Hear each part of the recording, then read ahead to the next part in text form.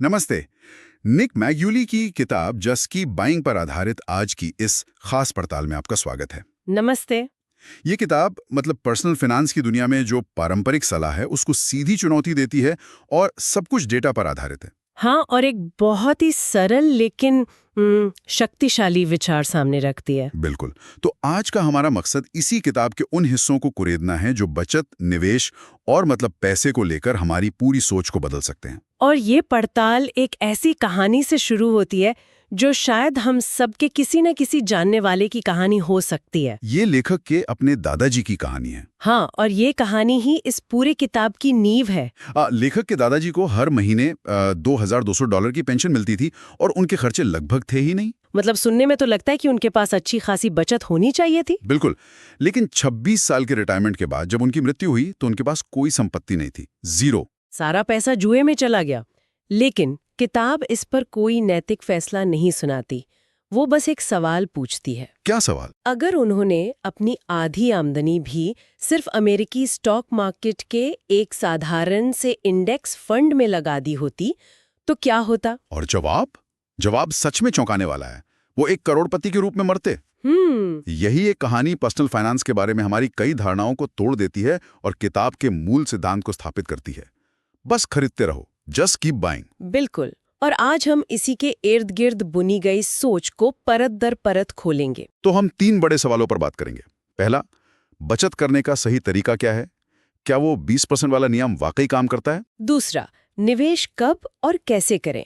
क्या बाजार के गिरने का इंतजार करना वो समझदारी है? और तीसरा, शायद सबसे बड़ा सवाल, धन और खुशी का असली रिश्ता क्या है? चलिए पहले सवाल से ही शुरू करते हैं। बचत। हाँ, बचत। मुझे याद है जब मैंने पहली बार निवेश करना शुरू किया था तो मेरे पास शायद कुछ ₹1000 का ही पोर्टफोलियो था। हाँ, होता है बिल्कुल। और मैं घंटों बैठकर ये हिसाब लगाता था कि इस पर 10% रिटर्न कैसे मिलेगा। मतलब कुछ ₹100 के लिए? हाँ, कुछ ₹100।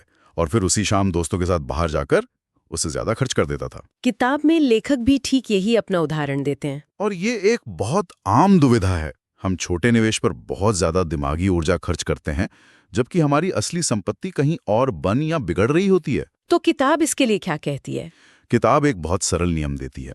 अपनी सालाना बचत की तुलना अपने निवेश से होने वाली अनुमानित वृद्धि से करें। अच्छा, इसे थोड़ा और समझाएं। मान लीजिए आप साल में 2 लाख रुपए बचाते हैं और आपका कुल निवेश पोर्टफोलियो 5 लाख का है।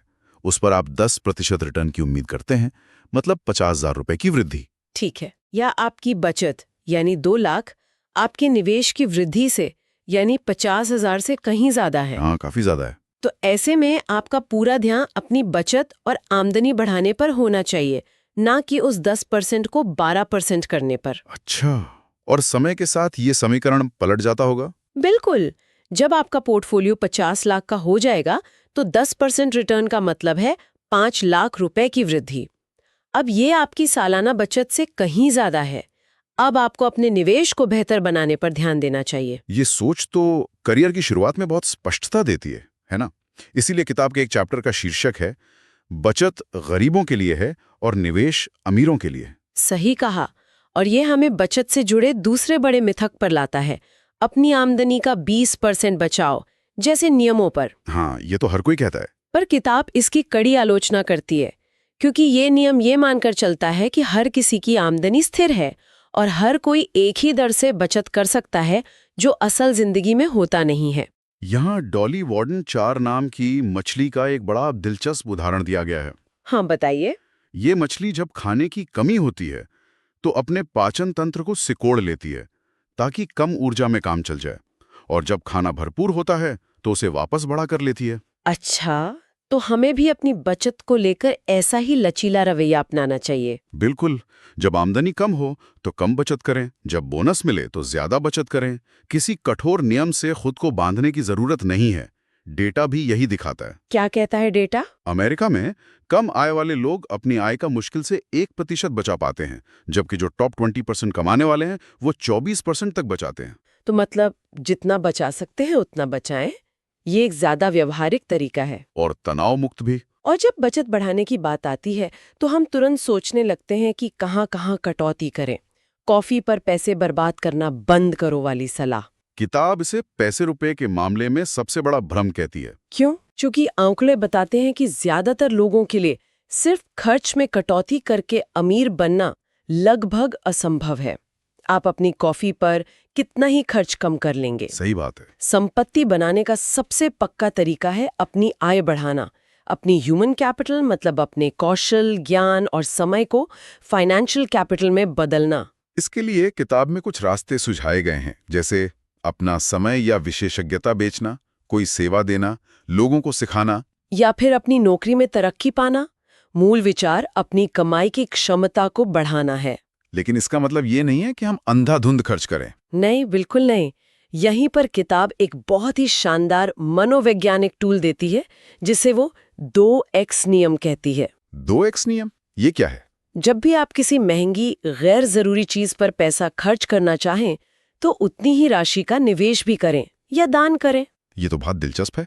मतलब अगर मुझे 40,000 का फोन लेना है तो सवाल ये नहीं है कि क्या आपके पास 40,000 हैं। सवाल ये है कि क्या आपके पास 80,000 हैं, 40,000 फोन के लिए और 40,000 निवेश के लिए।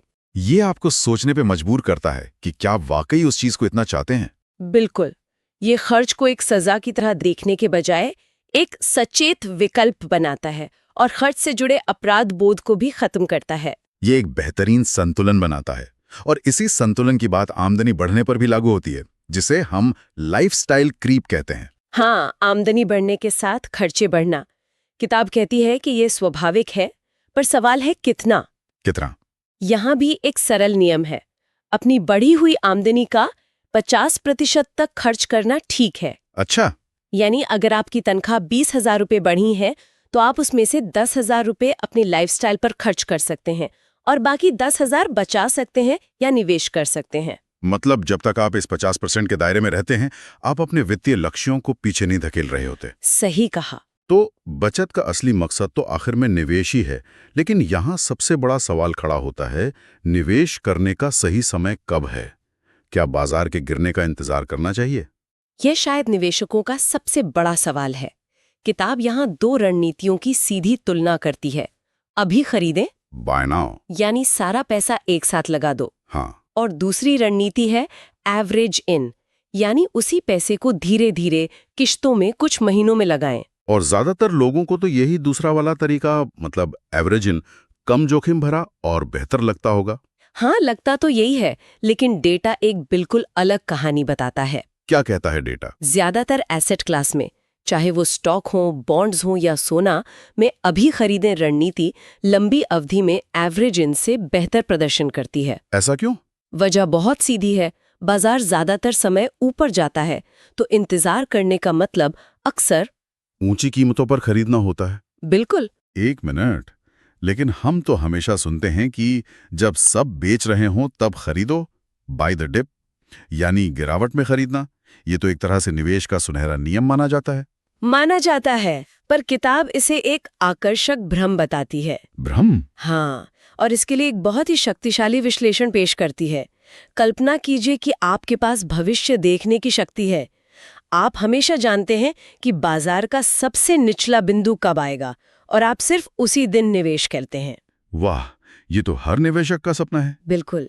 लेकिन विश्लेषण दिखाता है कि इस दिव्य शक्ति के बावजूद 70% से ज्यादा समय में आप उस निवेशक से पीछे रह जाएंगे जो बिना सोचे समझे हर महीने एक तय रकम का निवेश करता है। क्या मतलब जो डॉलर कॉस्ट एवरेजिंग करता है उससे भी पीछे? हाँ, जो हर महीने एक तय रकम लगाता है, चाहे बाजार ऊपर हो या नीचे, बिना दिमाग लगाए।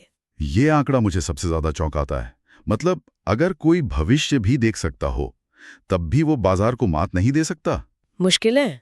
अगर भगवान भी डॉलर कॉस्ट एवरेजिंग को नहीं हरा सकते, तो आपके पास क्या मौका है? ये मार्केट टाइमिंग की पूरी बहस को ही खत्म कर देता है। और यहाँ एक और दिलचस्प बात सामने आती है जिसे हम कंट्रोल नहीं कर सकते, और वो है किस्मत निवेश में। हाँ बिल्कुल।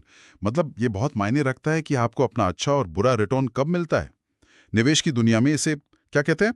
हाँ, रिटर्न के अनुक्रम का जोखिम कहते हैं। अच्छा, सीक्वेंस ऑफ रिटर्न रिस्क। हाँ, इसका एक जबरदस्त उदाहरण दिया गया है। मान लीजिए एक बेहतरीन निवेशक है जो 1960 से 1980 के बीच निवेश करता है और बाजार से 5% ज्यादा रिटर्न कमाता है। ठीक है। और एक औसत से कमतर निवेशक है जो 1980 से 2000 के बीच निवेश करता है और बाजार से 5% कम रिटर्न कमाता है। तो जाहिर है पहले वाले ने ज्यादा पैसा कमाया होगा। लगता तो यही है, पर नहीं, खराब निवेशक ने ज्यादा पैसा कमाया होगा। ऐसे कैसे? सिर्फ इसलिए क्योंकि 1980 से 2000 का दौर अमेरिकी बाजार के लिए असाधारण रूप से अच्छा था, जबकि पिछला दौर सपाट था। आपका जन्म किस दशक में हुआ, ये आपके रिटर्न पर बहुत बड़ा प्रभाव डाल सकता है। तो इसका मतलब ये तो नहीं कि हम हाथ पे हाथ धरकर बैठ जाएं? नहीं, बिल्कुल नहीं। इसका मतलब है कि हमें उन चीजों पर ध्यान देना चाहिए जिन्हें हम नियंत्रित कर सकते हैं। जैसे हमारा व्यवहार, हमारा डाइवर्सिफिकेशन और हमारी बचत दर। सही कहा। और व्यवहार की बात करें तो सबसे बड़ी गलती है अस्थिरता, यानी वॉलेटिलिटी से डरना। बाजार का उतार चढ़ाव वो कोई समस्या नहीं है, ये निवेश का एक हिस्सा है। किताब इसे सफल निवेश के लिए प्रवेश की कीमत कहती है। Price of admission. हाँ, जैसे आप मनोरंजन पार्क में जाने के लिए टिकट खरीदते हैं, वैसे ही अच्छा रिटर्न पाने के लिए आपको बाजार का उतार चढ़ाव झेलना ही होगा। और शायद दादाजी इसी उतार चढ़ाव से डरकर बाजार से दूर रहे होंगे। हो सकता है।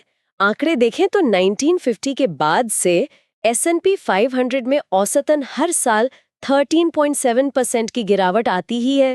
हर साल? हाँ, अगर आप इन गिरावटों से बचने की कोशिश में बाजार से अंदर बाहर होते रहेंगे, तो आप लंबे समय में मिलने वाले बड़े मुनाफे से चूक जाएंगे। किताब में वॉरेन बफेट का एक कोट है, हाँ, अगर आप सदी में 2 या 3 बार 50% की गिरावट को शांति से सहन नहीं कर सकते, तो आप एक आम शेयर धारक बनने के लायक नहीं हैं। ये बात थोड़ी कठोर है, पर सच है। अच्छा, खरीदने की बात तो हो गई। हाँ, लेकिन बेचने का क्या? क्या इसके लिए भी कोई नियम है? हाँ, और बेचने का अनुशासन शायद खरीदने से भी ज्यादा जरूरी है।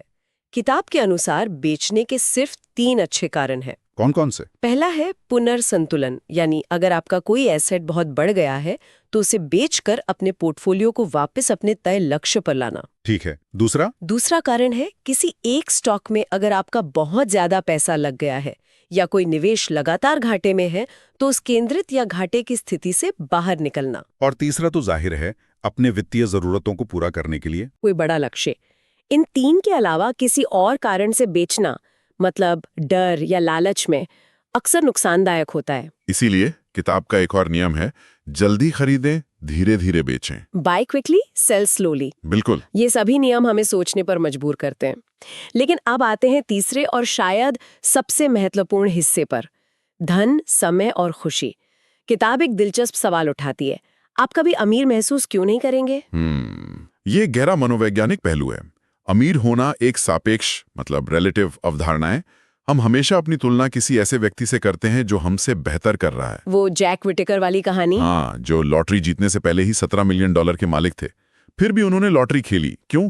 क्योंकि उनके आसपास के लोग उनसे भी ज्यादा अमीर थे। किताब में एक चार्ट है जो दिखाता है कि अमेरिका में टॉप 1% में होने के लिए कितनी संपत्ति चाहिए, और ये आंकड़ा उम्र और शिक्षा के आधार पर $341,000 से लेकर $30.5 मिलियन तक हो सकता है। मतलब कोई एक निश्चित संख्या नहीं है, हम हमेशा सीढ़ी पर अपने से ऊपर वाले को देखते हैं।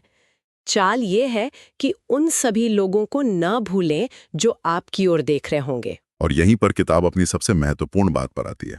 हमारी सबसे कीमती संपत्ति पैसा नहीं, बल्कि समय है। समय। बिल्कुल। पैसा तो फिर भी कमाया जा सकता है, लेकिन गुजरा हुआ समय नहीं।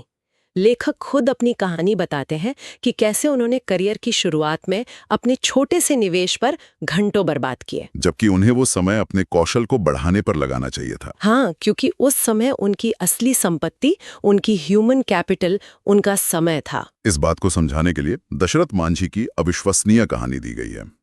ये कहानी तो रोंगटे खड़े कर देती है। हाँ, बिहार के एक गरीब मजदूर जिन्होंने सिर्फ एक छेनी और हथौड़े से 22 साल तक अकेले एक पहाड़ को काटकर रास्ता बनाया, ताकि उनके गांव से अस्पताल की दूरी 55 किलोमीटर से घटकर 15 किलोमीटर रह जाए। उनके पास पैसा नहीं था, लेकिन समय था और दृढ़ संकल्प था।